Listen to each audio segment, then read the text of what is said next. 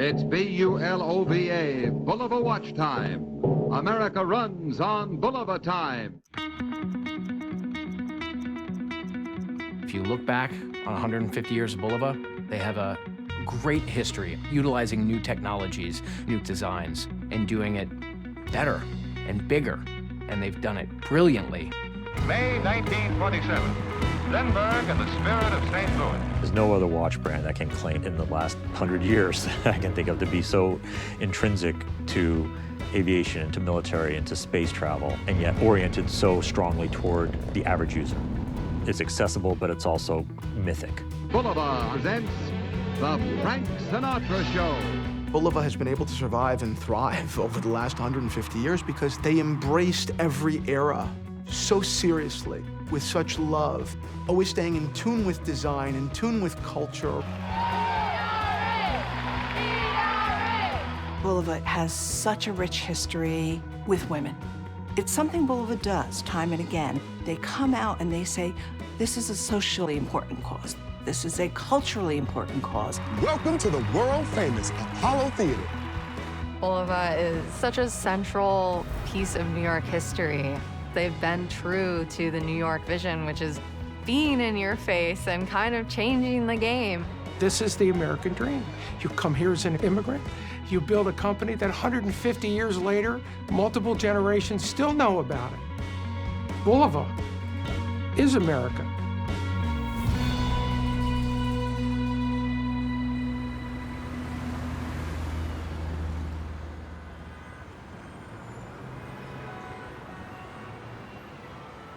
Let me show you the museum over here now. This is a great room here. This is one of my favorite rooms.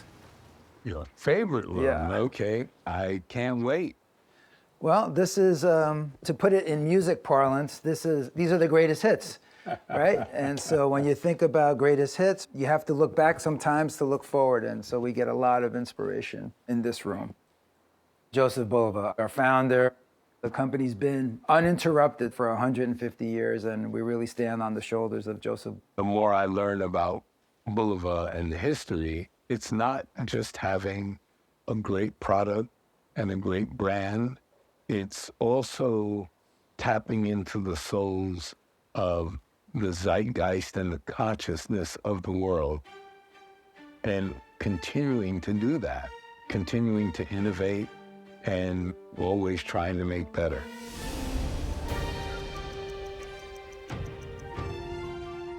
Joseph Bulova was born in 1851 in Bohemia, what is today known as the Czech Republic. As a very young man, he had apprenticed as a jeweler. He was someone who was really escaping, for his own personal reasons and coming to the country as the great, American dream. When Joseph Bulova leaves, he was only 19 years old, and he made the trip, as far as we know, by himself. It was 1870. It's an amazing voyage by itself, and then you think about he's coming here, new land, probably doesn't speak the language real well. Joseph comes here, works for Tiffany's in their Diamond Jubilee store. 5 years later, he owns his own watch business in Manhattan. Like, that doesn't happen. It doesn't happen today. It doesn't happen ever. He just was fearless.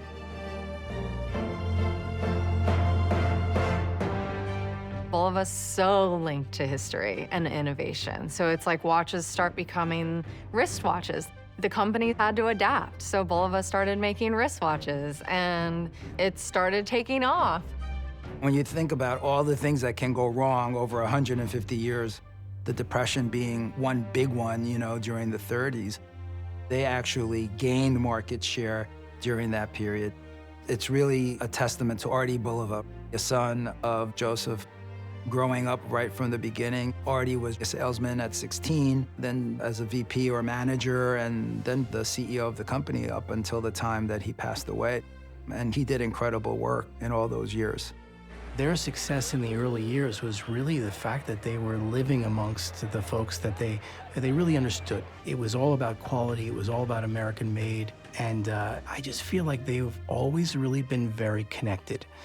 And also at the same time, really cutting edge. I consider myself more of a horological archaeologist than a collector. As I built my Bulova collection, it topped out at over 5,000 pieces. So it got crazy. Yeah, it got crazy. Things got off the rails. I wanted to find kind of the history of the brand, and what I found was there wasn't a lot there. A lot of it was lost. Joseph, he came here, and it was a lot about hard work, but he had, he was born with a natural skill. His engineering mind was unbelievable. This watch from the 1930s, the whole back is loosely hinged. That's the watch as it's supposed to function. Now, if you look inside, there's a pin in there. That pin in there is actually on a bit of a screw. So whenever this closes on your wrist, you can hear it click. And that click, it's actually on a spring, and it, 0.5 millimeter at a time, winds your mainspring. It's really next level stuff. That's what put Bulova in a whole different set. Joseph Bulova, it's an American dream, and that's what Bulova represents to me, a journey to achieve independence. Name a more relatable story, right? Name a story that's gonna encourage you to be better every day. The Bulova story, I think, at its core is the most important story, not just as a brand, but as a message. Who doesn't strive toward that?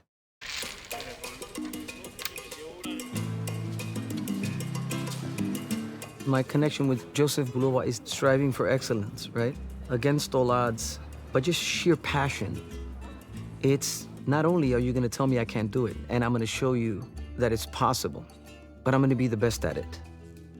I'm in the precision business. I'm in the timing business. Music is about pauses. Music is about editing. It's about knowing when to stop. And I took that into consideration when in designing the watch. The elements that I put into the watch were deeply personal. Because every watch is a part of your life on a daily basis, minute-to-minute basis. It has everything to do with beauty, quality, rhythm. But then there's the precision part that just fascinates me. It's beyond the American dream. Bulova ticks every box, pun intended. Tick, tick, tick. Bulova ticks every box. When I think of Bulova, I think about it being an American brand originally, but I just think about it being New York. To me, it's synonymous with New York City. Bulova is such a central piece of New York history. They've been true to the New York vision, which is being in your face and kind of changing the game. New York is one of the most multicultural destinations in the entire world. Bulova has embraced that at every step along the way. They've paid genuine attention to diversity, to equality, to the New York grit, the New York state of mind. New York is the idea of a melting pot. All of this factors into the Bulova brand. I don't think any other brand can capture the dynamism of a city that never sleeps. It comes through in their designs, it comes through in their spirit. It's the company saying, we love New York and we'll always be a part of New York City. In 1920, Bulova moves from Maiden Lane to Fifth Avenue and builds an observatory on top of the building to show to the world how accuracy was being handled by the Bulova Watch Company, and also made a statement. You're on Fifth Avenue now. You're not in Maiden Lane. You're on the big street. Throughout the years, wherever there was some major hub, Bulova was there. The 1939 World's Fair, they wanted to have the exposure. Bulova clocks were prominently displayed over the entrances. Ebbets Field, where the Dodgers played, we had clock there. In fact, Bulova was the official sponsor of the Brooklyn Dodgers at that time. As Bulova continued to prosper and grow, they expanded in 1953 to a facility in Elmhurst, Queens, which is, I think, where everyone sees still today our Bulova sign on their way to LaGuardia Airport. In 2015, it was time for us to come back to Manhattan. And what better place to come back to than the Empire State Building, the most iconic building in New York City for the most iconic New York brand. My great-grandfather was the last living person to have worked on the Empire State Building.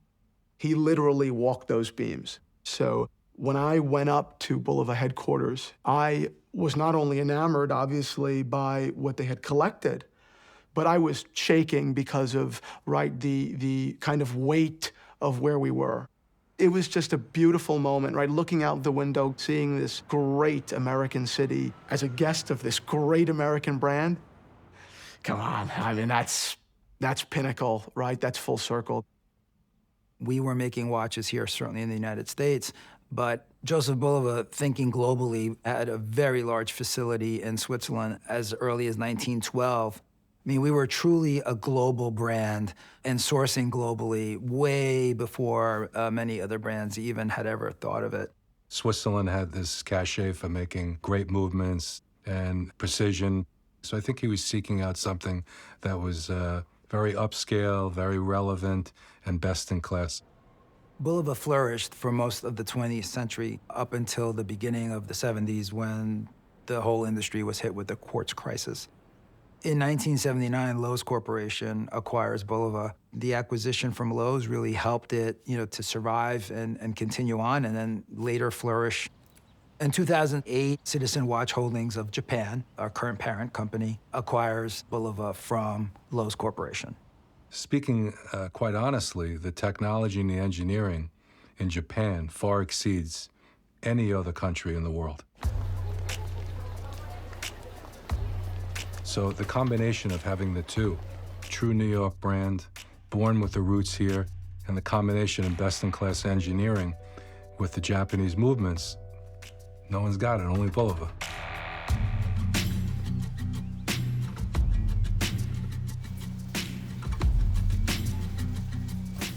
ブロバは150年という長い歴史を有しているブランドです。アメリカの市民に長く愛され親しまれていると。現状のところをさらに良くしようというそういう強い信念を、今までこの150年間常に持ってさまざまな取り組みをしてきたこと、これは事業だけではなくて、社会貢献こういったところも含めてですね、やはりブローバー自身が、よりよく世の中をしていくという、このジョセフ・ブローバーの強い信念これを引き継いできたことが、ここまでつながってきたんじゃないかと思います。Even though Japan is an important part of our company today, every single Bulova watch is still designed in New York City as it's always been. We have such a compelling and long history of amazing designs, lots of exploration in terms of technology.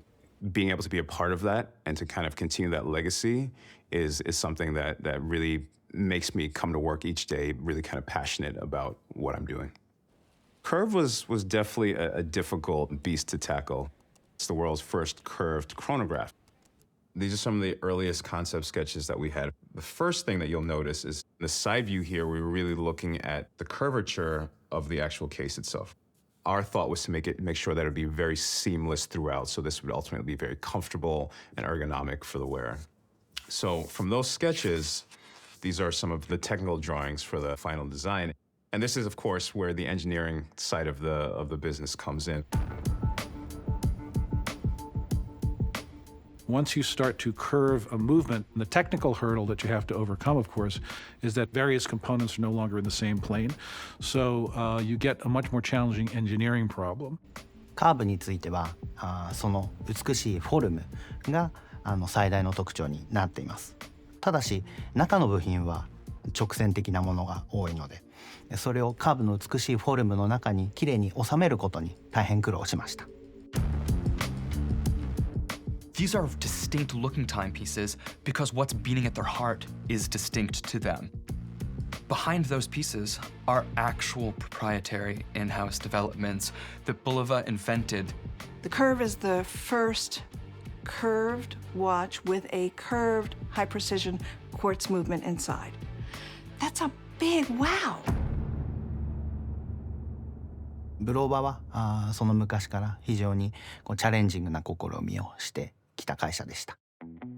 ブローバーは非常に先進的な試みをしてきていて、チューニングフォークであったり、あるいは現在カーブ、こういったようなムーブメントをユーザーに提供して、より新しい価値を追求し続けている。それがブローバーが150年続いている秘訣なのではないかなというふうに感じています。This is a balance wheel. You'll find one in every watch in the world. This is a tuning fork. It runs on an electronic circuit and keeps time by vibrations. The Accutron timepiece uses this tuning fork instead of the balance wheel. At the time that Accutron came out, in 1960, it was really the first quantum leap in wristwatch technology, and really since the very first watches were developed in the 16th century. An oscillator is the fundamental prerequisite for precision timekeeper. A pendulum is an oscillator used in clocks, but pendulum is a lousy oscillator to try to put into a watch. So, for centuries, every single portable timekeeper has had a balanced wheel with a balanced spring, and the higher the frequency gets, usually the better precision gets. A tuning fork is an oscillator, just like a pendulum, just like a balance. And what you had with a tuning fork Accutron was a very, very high frequency oscillator. In a single stroke, you had a watch that was an order of magnitude more precise and more accurate than any watch that had ever existed before. Accutron, it's so precise, issued to X-15 pilots by the United States government. The Accutron astronaut was a pilot's watch. It was actually worn by astronauts. It was worn by test pilots. It was worn by people at the cutting edge of aviation. And the Accutron astronaut was chosen for one aircraft in particular that kind of stands out in my memory as representative of just how fast, quite literally how fast, the evolution of aviation technology was moving in the 1950s and 1960s.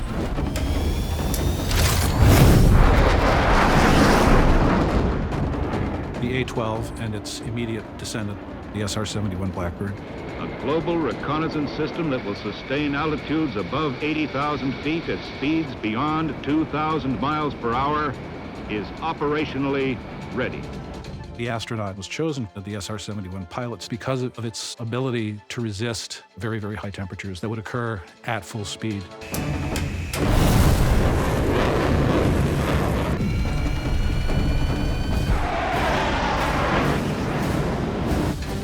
The re-release of the Accutron astronaut, even if you're not a pilot, it's another way of saying that you're a sort of cool by association, right? It has a 24-hour bezel designed to allow a pilot to see the time that the watch was set to, but also GMT time, Greenwich Mean Time. That means a two-time zone watch.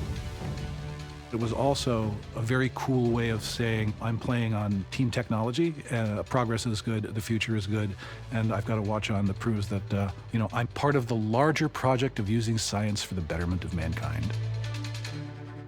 One of the most charming characteristics, I think, of the Accutron is the F-sharp hum that the tuning fork emits. You have this wonderful... This was the age where being on the cutting edge of technological progress was something that everybody was interested in. Becoming an Accutron service center was a major milestone in our organization's history. The Accutron at that time was the leader in watchmaking. I mean, it was state-of-the-art. And so to represent that meant that you were also now a leader. The Accutron products that we repaired and then eventually sold were used in industry for time study. They were used in film, for filmmaking. They were used in sport, car racing, rally timing. I mean, everything. To be able to see that technology and how it worked, that's what really brought me to the Accutron. It works flawlessly and it's just excellent. This one over here is very, very special. These were given out by John F. Kennedy, Eisenhower, and Johnson. These were, with the presidential seal, a gift to heads of states. This one is in mint condition. It uses the 214 standard movement, and it just makes an absolutely beautiful clock.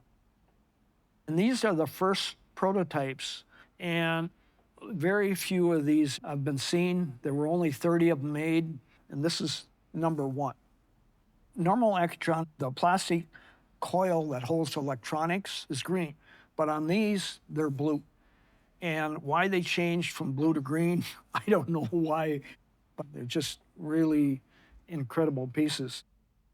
Accutron was revolutionary, and we kind of put a little bit on the shelf for a long time, and we had this gem. I opened up this box one day looking through all of the old Accutron watches that we made, and it was spectacular. So it was important for us to use Accutron as the pinnacle above the Bulova brand. For someone that appreciates something a little bit different, but more importantly, having a unique brand new technology that's not available by any other watch company in the world. It actually took us 12 years to design, engineer, and actually bring it to the marketplace, that watch, 12 years. And they failed many times. And to get it right was something that not everybody else would do.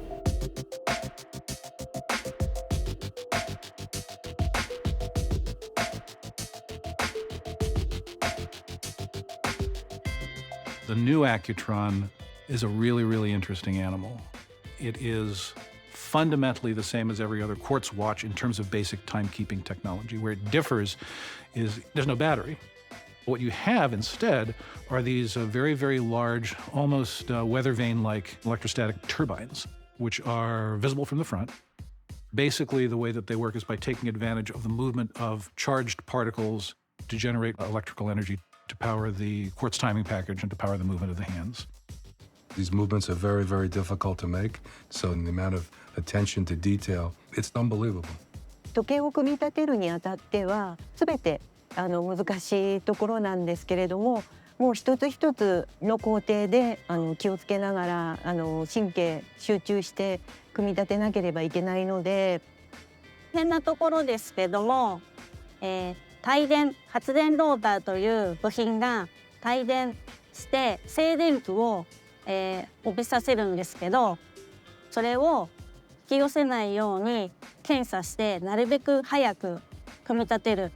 組み立てるだけなら3年ぐらいで、一人前になります。担当は貼り付けや銅入れ、掲示打ち、外観作業といった外装全般を主に担当しています。針をつけれることを一番誇りに持っています。やっぱ苦労して時計作ってるので、つけている方見るとすごく嬉しい気持ちになりますし、モチベーションすごく上がりますね。There is meaning to wearing a watch. This watch tells the story of a search for a new way to power the telling of time. And I can't look down at it and not see that history or not see the story that it represents. Bulova hasn't been afraid to defy trends in the watch industry, just as they have shown us they are capable of doing with their history of advertising. It's B-U-L-O-V-A, Bulova Watch Time. America runs on Bulova time. Artie Bulova, the son of Joseph Bulova, turned this independent watch brand into a globally recognized brand by substantial marketing campaigns that changed the world of advertising. In 1926, Bulova was the first to advertise nationally on radio. 10 p.m. BULOVA, Bulova Watch Time. For supreme accuracy, expert design, and outstanding value, choose a Bulova, masterpiece of fine watchmaking. WEAF, New York. By utilizing radio advertisements to share the time, they were directly reinforcing their message of accuracy, of precision. Bulova Watch Time. This is the time. John Ballard, president of the company, was an innovator in marketing, and one thing he really tried to do was have repetition in advertising. BULOVA, Bulova Watch Time. In 1953, the number of times that it had been broadcast exceeded 5 billion. BULOVA, America runs on Bulova time. July 1st, 1941, Bulova ran the first television commercial ever. Not just watch brands, we're talking any brand. It aired during a Brooklyn Dodgers game opposite the Philadelphia Phillies, and it opened the floodgates to television advertising.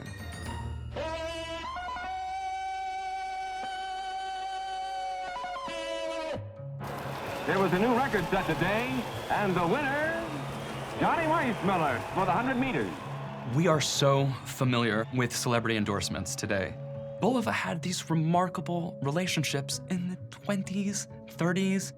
Johnny Weissmuller, who was an Olympian and the actor who portrayed Tarzan, was a Bulova brand ambassador. This is one of one. This is the only fully complete Johnny Weissmuller waterproof. This has the original crown, the original bracelet, the original crystal, everything. It actually has a rubber stopper that the crown goes through to kind of waterproof the whole thing. And it worked, and it still works. Bulova continued with celebrity endorsements in the 1950s. Then, in the 1980s, doubling down on celebrity attraction, Bulova released this campaign, One Great Face Deserves Another, which was an accumulation of some of the hottest, most talented individuals of that time. Roger Daltrey, even Muhammad Ali is a concluding voice. My face is so pretty, I deserve two. Bulova.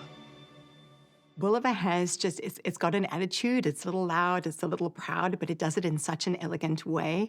And that feeling that it gives you, I strongly believe is sort of the essence of Joseph Bulova and who he was. And it doesn't matter who you are, where you live, what walk of life you come from, everyone has that moment inside of themselves, that sense of accomplishment, that sense of feeling larger than life, or feeling a little bit bolder, a little bit braver. And the watch gives that to you. It meets you in that moment. And that's the magic, I think, of Bulova. We enter into relationships that have substance. They're genuine, they're organic. I think one of the greatest recent examples of that is our relationship with Mark Anthony. We were conversing with Mark for over 6 years before we actually came to an agreement. That's because Mark was equally invested in making sure that this was the right relationship for him and his fans as well. Fast forward several years now, he's emotionally attached to the brand. I mean, Mark is wearing a Bulova watch every day. The connection that we have with some of these artists is such an integral part of the Bulova story. And that's really the power of music. And you layer that on top of our history that we have over the decades. It's almost endless, the connection that Bulova has had with sound and music. I've climbed the Eiffel Tower, walked in a London shower, but I get lost. Watches were functional for Frank. He depended on time. His expression was, if you're not early, you're late. So he wore a watch, and he relied on a watch. And now Bulova presents the Frank Sinatra Show. He liked Bulova watches. They were always a kindred company to him. How do you do? Well, look who's here.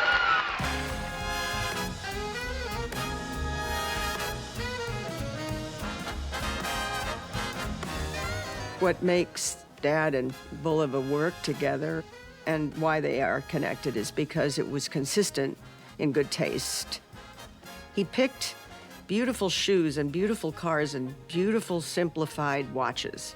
And if something felt good, he would stay with it. And he did stay with Bulova, that's for sure. Our products that are branded by Frank have to be authentic to him and his taste. If it's not an organic connection to Frank, we're doing it wrong. I think there's a simplicity to what Bulova does, at least in so far as I have witnessed with the Rat Pack. It's elegant, and it reminds me of Black Tie, and when they're in the spotlights and being silly and funny together. As traditional as Bulova is to watches, I think that they have come up in time to this century.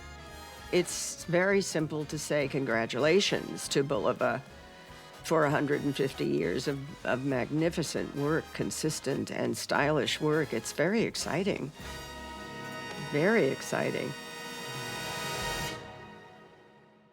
Bulova had many firsts, one of which was the clock radio. B-U-L-O-V-A, Bulova Watch Time. Bulova invented the clock radio back in 1928. Back then, clock radios were very, very large, about 5 feet tall, where the clock would be on the top and the radio would be on the bottom. 1950s, Bulova made clock radios, transistor radios in all kinds of different colors, phonographs, lots of different items. Then you go to the Beatles' first world tour in the United States, and there's a Bulova clock. Music is about emotions, and I think that a brand that understands how to connect emotionally with their consumer is key. That's why the partnership between Bulova and Latin Grammy has been a successful relationship between Bulova and the Latin community. As the Latin Academy, our job is to support the trendsetters and recognize when they achieve that level of excellence. Bulova has been a phenomenal partnership in supporting our mission and has always been there to give our artists more recognition for their success. Our best new artists, when they open their watch and they get so happy about it, is because Bulova gets it. They have created that bond, that common objective of celebrating excellence in music. Bulova and the Latin Grammy es una combinación perfecta. Our relationship, and I call it a relationship because you guys feel like my friends, you feel like my family. Whenever you're doing something together, it feels just organic and spiritual and real. And especially going back to a time in my life where having a watch called Bulova made me feel like it was representative of the lifestyle of me and the people around me. You know, you guys are a part of that story. I've had an incredible career. My old band, Chic, we do a song called Dancing Santi, Yowza, platinum right out the gate. I then write We Are Family for Sister Sledge, then do so many records you cannot believe it. David Bowie, Paul Simon, Duran Duran, Bob Dylan. I mean, it's ridiculous. When I was a kid, the first watch that I really remember was getting a Bulova watch. It made me feel very adult-like. It was important. It was like a sort of rite of passage. You feel a certain sense of brand loyalty, especially when you do something so early. Now we have a very sort of family kind of relationship. We are, that was totally accidental. We are family. I mean, we're friends. Bulova has been such great supporters of We Are Family Foundation right from the moment we met. The We Are Family Foundation's current mission is to fund and help as many young people of color or women who are changing the world. When we first chatted with Nile Rodgers about collaborating, we of course always have to chat about a watch. It's very much inspired by his famous guitar, the Hitmaker, in which he's made an endless amount of hits over the years. And we were happy to be able to give a percentage of every watch that we sell back to the We Are Family Foundation. It's really cool to have a connection with a watch that you can trace back to big moments. My connection with Bulova, it's the kind of thing that I believe in, and I will be here forever. I think the secret to Bulova's staying power is high-quality products that are affordable, but also cutting-edge, well-designed, and cool. And that aesthetic is as important today as it ever was. The more I think about Bulova's role in aviation and space travel, the more I'm just kind of blown away by it. It's accessible, but it's also mythic.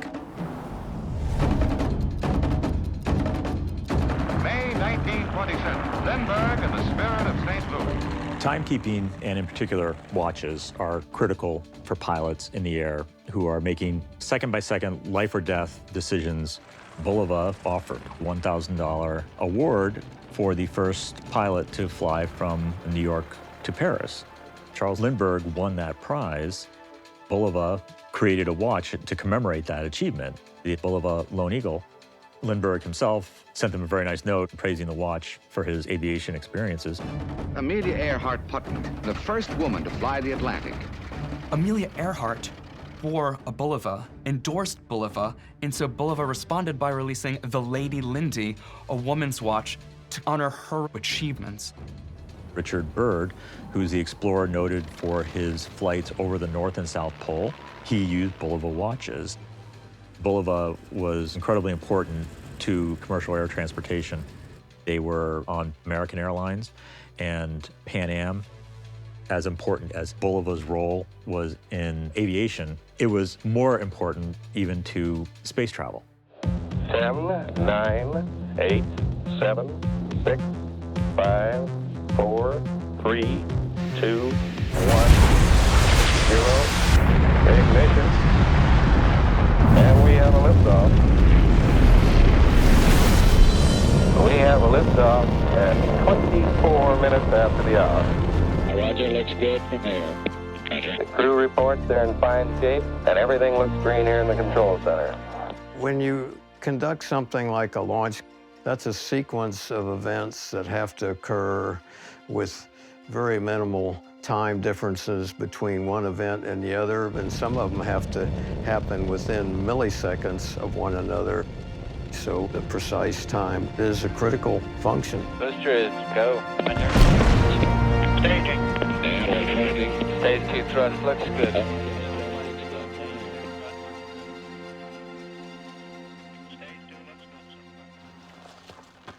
Here's the first time we rendezvoused and docked with two spacecraft, which was Gemini 6 and Gemini 7. This is me wearing my Bulova, of course. I would claim that I wore an Accutron watch to more launch countdowns than anyone else on the planet. The Accutron was like a computer before its time. It was an engineering marvel. This new technology, yeah, it helped me through my career. I started with the first manned Gemini mission, assigned as a biomedical system engineer. Looks real good and real solid. Roger, In the Apollo program, I moved up as a lead engineer. All right, Houston, we've had a problem. Stand by, 13, we're looking at it. The Apollo 13 mission, our contribution was to help figure out the fixes. And then I got assigned to the shuttle program. In all my years with NASA, the focus was always quality. It can be a procedure that works. It can be a piece of hardware. And so I think the relationship between the space program and this Bulova is quality. They know that what they're doing is important, and they're going to do it right. They're going to give it 110%. The Accutron-based technologies weren't just on the wrist. They were important, critical parts of both the spacecraft operation, but also the science and technology that these missions were doing. The command module from the Gemini missions had Accutron timekeeping devices in the instrument panel. The primary timing device for NASA's biosatellite was an Accutron, and the Accutron timekeeper was a key part of the Apollo lunar surface experiments package. If you want to get one of these, you might have to travel a long ways. These are up on the Sea of Tranquility on the moon. The hour hand is years. The minute hand is months. This could be set for up to 5 years before it would trigger an output on the contacts. So it would send information back to the United States. Everyone knows Bulova, but it has all this hidden treasure that they've hit in their history that are just so amazing that no other watch manufacturer can really claim.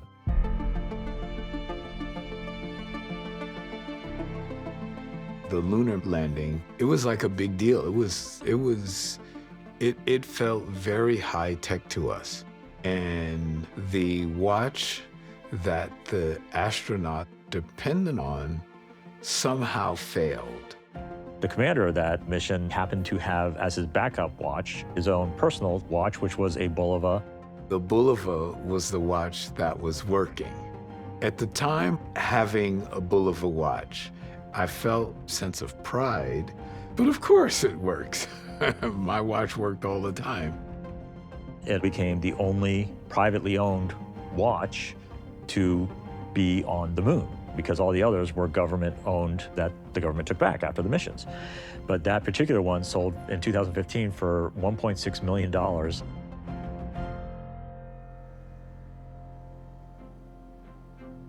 When Bulova brought this watch back, they did a really amazing job of reviving it. It's very faithful to the original. It's very legible. It's very robust. It's very strong.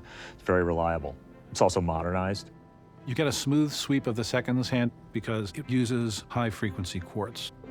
The frequency of a standard quartz watch is around 32 kilohertz. But with the lunar pilot, the crystal oscillates at over 200 kilohertz. That game very few companies are playing, and it's one that produces noticeable, measurable, and real improvements in precision. I look at this particular watch and I think of the Apollo era. I think of lunar surface missions.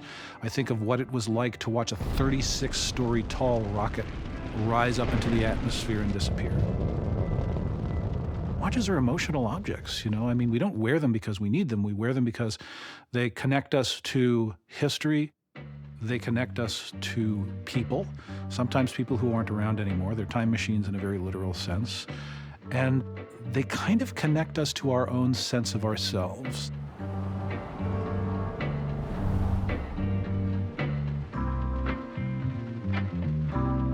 A watch has a life of its own. It's there with you on all the important moments. It's on your wrist. I have a Bulova watch, this tiny little piece. It's just amazing. It belonged to my aunt. She was born in 1920. And I think she got this watch in about 1943. When my aunt died, I somehow inherited the watch. And I started thinking about all the places this watch has been, all the stories this watch could tell. And it inspired me to write a whole story about how important the watch is, the times it marks, and the memories it holds, and the memories that it imparts to you. Like life, it comes full circle. So I love this watch.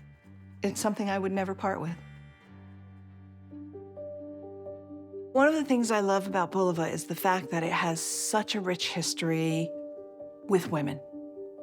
Joseph Bulova in 1924 launched an entire collection for women, and he did it before anyone else. That was so important because at that time, women really only had pendant watches. And when they launched a collection just for women, he grew the culture and the idea of women wearing watches, not just as a piece of jewelry. Joseph Bulova created the Rubaiyat, basically taking a very small pocket watch and putting a strap on it. How do you make that relevant today? Beautiful. We went to work on finding the most important details about that original watch, but we created a very different aesthetic to tell that story in today. With Rubaiyat, Bulova did an amazing job of pulling from their history and reinterpreting it and making it incredibly contemporary. I love the fact that they've put the crown at 12 o'clock so it doesn't interfere with the symmetry of the case. I love the fact that they have the outer bezel. It's a line that can keep going for another decade, and I'm sure there's going to be a way that they're going to reinvent it yet again. Yes, you have different lines and collections that are geared toward women and powerful women and glamorous women. Those Art Deco style timepieces, I love them to this day. But for me, as an insider, the empowerment comes from what you're doing on the inside. Like, how are you walking the walk? I think the company has done a bang-up job of hiring women and putting them in higher positions. The fact that our company embraces women and the women's runway to grow within the company is truly amazing. I'm surrounded by great women. We all collaborate together, and that collaboration is driven by leadership. Women have always been an important part of the Bulova business and the Bulova DNA. As early as the 1920s, the head of the biggest factory that Bulova had at that time in Switzerland was run by a woman, Lori Sandoz Peter, something that was unheard of at that time. Bulova, he didn't look to say it's a woman or it's a man. Bulova thought about who's the right person for the job, who can deliver the quality, who can make sure that the pieces we're making here are true to our founding fathers' ideas. And that's all he cared about. Women must stand up together and say no more. This system of exploitation will change, but only if we force it to change, together. I was born in 1973, right in the thick of the equal rights movement, and a year before that, Bulova came out with that ad. 1972, equal pay, equal time. That was so bold of Bulova to acknowledge what was going on socially. And this was against a backdrop where watch advertisements were very sexist. And it was like, watches, if they were for a woman, were positioned as gifts that a man could buy for a woman. There was no agency in that. To see their advertisement so bold and so just like out there for the time, I thought that was really groundbreaking, and it sticks with the brand today. I have that ad framed on my wall, in my office, in my house. It's what my mother fought for. She was the bread earner in my family, and I have always worked. I've been working since 14 years old. So, you know, there are days when I get really frustrated and I look at that ad and I'm like, I gotta keep fighting. I gotta keep doing this. This is why I'm doing what I do. Bulova came out and they supported a cause that they thought was important. It's something Bulova does time and again. If you look at their history, if you look at what the brand is, what Bulova's accomplished across so many socio-political avenues in life is just so inspiring.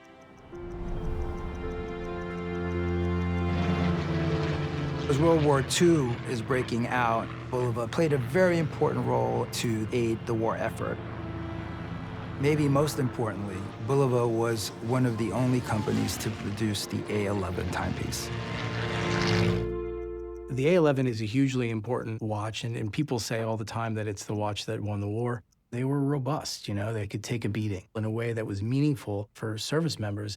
So it had certain elements that were really very valuable, and chief among those, I think, was the hacking mechanism. A hacking mechanism on a watch is one that stops the movement so that it can be synchronized with a trusted time source or with other watches. A team's ability to coordinate their time is hugely important, whether they're syncing to a master clock or they're syncing to one another in a group of a dozen guys. That hacking tool was critical to the success of the service members and remains, you know, to this day, a very big deal. Artie Bulova supported the war movement, and he supported America in that way. But I think what he really supported, and the heart of it, was in the Joseph Bulova School of Watchmaking. This building in the suburbs of New York City houses a unique institution, the Bulova School, as disabled veterans learn the highly skilled trade of watchmaking. Artie said, you know what, we have people coming back from the war, how can I help? Bulova gave GIs free educations and then provided them with a job and a purpose. And I think that that's incredibly special. There are very few companies in the world that can say that. The Joseph Bulova School of Watchmaking is still inspired today by the Veterans Watchmaker Initiative. I joke about, all I really need is one arm, one eye, and the heart to do this, and we can make you a watchmaker, because there's no disabilities here, none. Whatever your problems are, they are left at the door, and we're gonna fix it, and you're gonna walk out of here as a watchmaker. We take these veterans that really have tried to reintegrate into the society and found that they just can't anymore, whether it be PTS, an injury. When they come here broken and beaten, then suddenly they have pride again. It's that dignity of purpose because they're in demand. The watch companies are badgering them to come to work for them. It's incredible to see that for me. It's kind of like bringing you back to life, in a sense.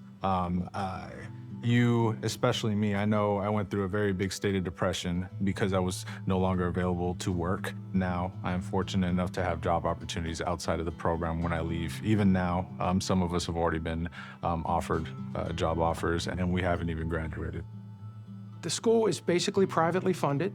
We write grants, we have donors that help out, and I watch every penny, so we manage to keep going. Bulova does a special watch for us It's a commemorative watch that we get a percentage of, and they continue to be a big part of this school. This is the VWI Service Center and Warehouse. In this room is part of a 27.5-ton donation of watch parts, all donated from the Bulova Company. We have thousands of trays. It's all thanks to Bulova. They help perpetuate something that they believe in, and it matters to them. I mean, this program it saved my life.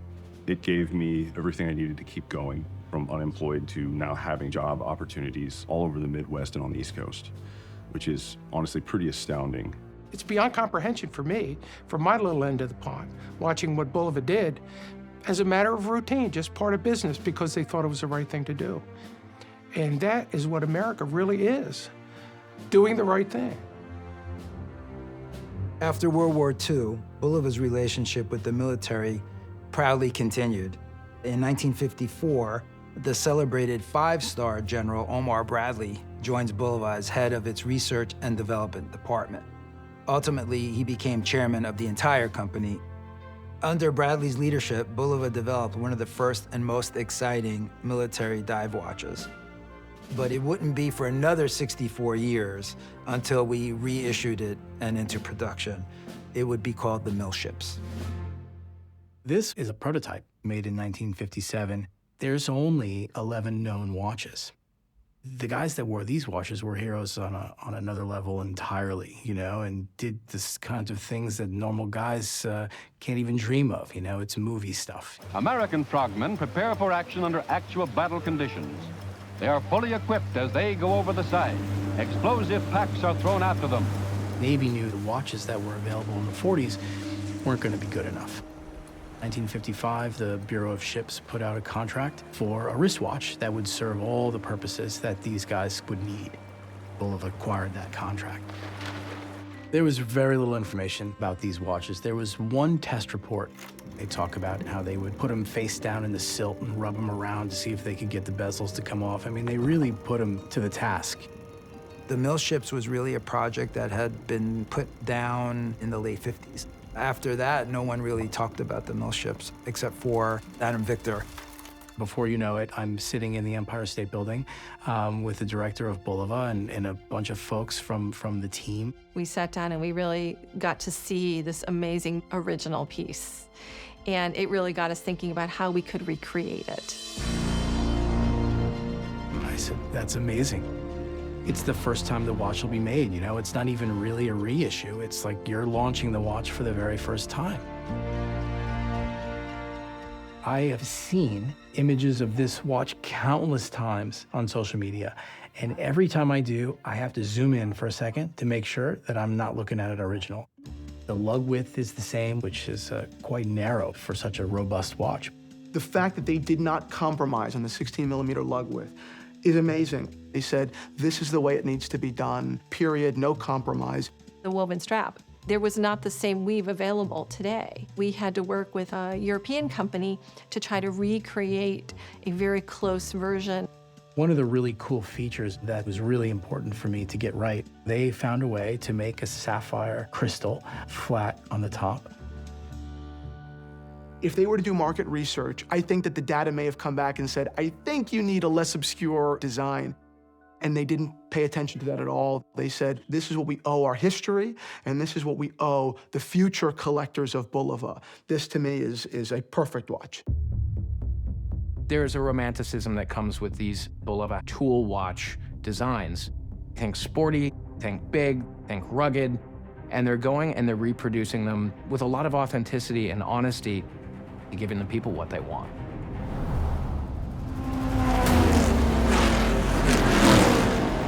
From the 40s to the 60s, if you were at an American motorsports event, it's highly likely that Bulova was involved. As far back as 1957, Bulova was the official timekeeper of NASCAR, providing the tool watches the drivers relied on. A tool watch is a purpose-built instrument, first and foremost. Chronographs are used for auto sport timing, for aviation. A diving watch has to not leak, and it will give you some idea of how long you've been down by means of a rotating bezel. In the last decade, a lot of sort of retro heritage-inspired designs have come out across the industry. Bulova's Archive series, I think, is probably one of the better versions of this that we've seen. The designs that they're drawing from, they're in demand. These are the cool ones. The so-called parking meter is this wild chronograph. It has a bullhead design with the chronograph pushers at the top. It's entirely unique and mega cool. The Computron is such an iconic watch for the brand. We immediately wanted to come up with a reissue. They called it the driver's watch because the dial would be at an angle where you could see it on the wheel. We then issued a version with a partner where we opened up the whole top where you could see the digital engine, if you will. The Stars and Stripes, the Chrono C. I mean, look at this thing. It just looks like it's exploding like fireworks. I don't know what they were thinking when they made this, but they got a home run in the least expected way. There's nothing like it. Well, we reached out to our enthusiasts a lot, and we said, what of our vintage watches would you like to see? The community really almost unanimously said, redo the Oceanographer.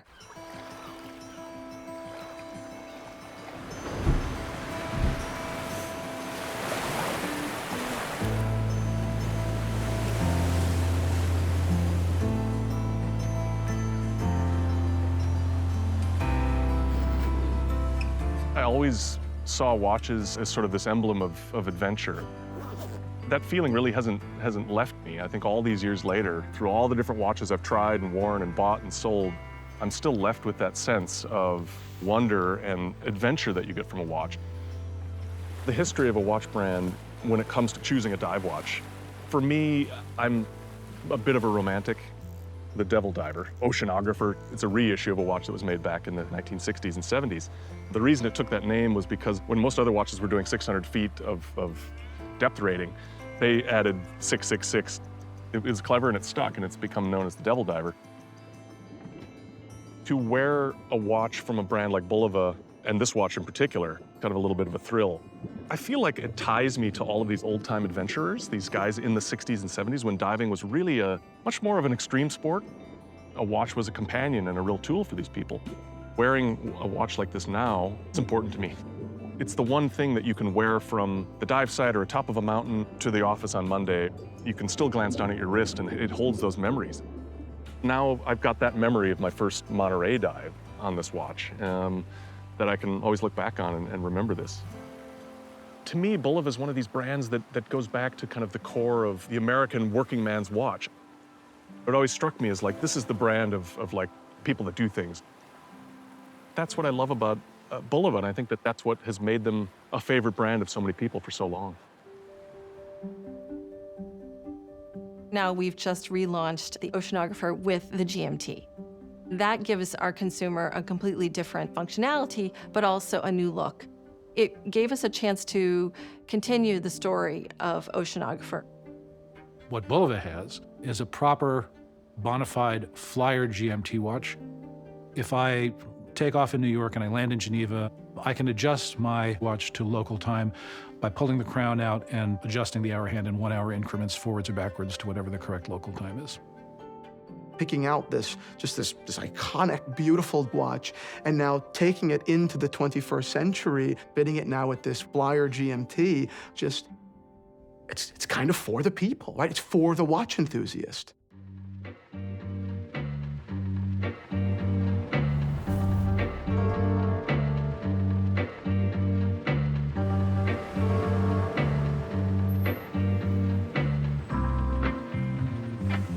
Fashion, when you really boil it down to what it is a form of expression.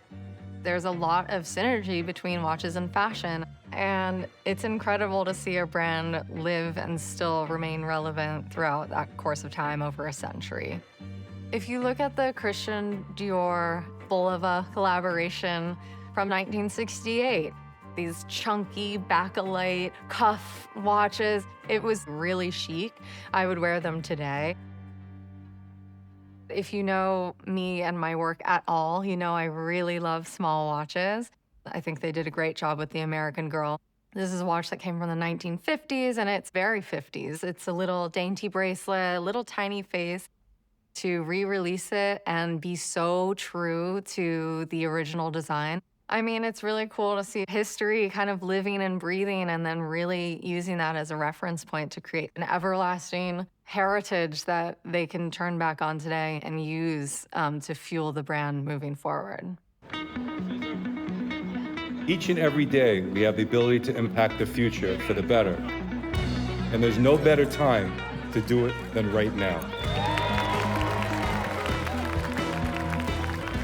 This store is the first of its kind in North America for people from all over the world, connecting them to stories that inspire us every day.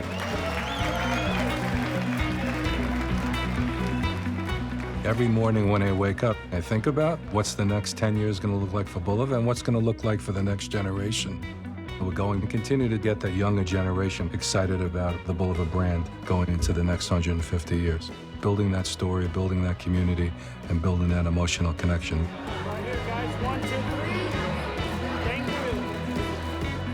Next 150 years of Bulova, I want them to keep at it, continue to draw from their history and push the boundaries of innovation, breaking expectations and doing awesome stuff that no one expects from Bulova, and I think they will.